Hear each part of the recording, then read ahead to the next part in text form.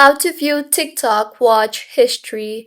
Hello everyone, I am Vishaka and welcome to our channel. Now let's get right into the tutorial.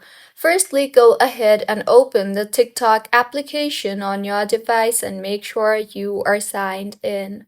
Further, tap on your profile icon on the bottom right of your screen and then tap on the three lines on the top right of your screen.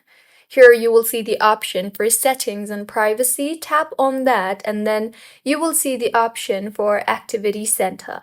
Tap on that and now in the interface that you will be led to, you will see the watch history option. Tap on that and you will now be able to view your watch history.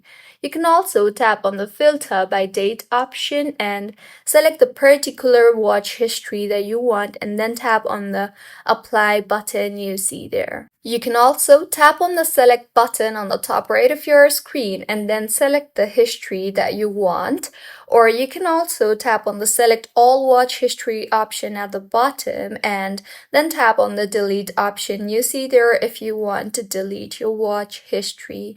So this is how you can watch TikTok watch history. If you find this tutorial helpful, please like the video and do comment if you have any queries.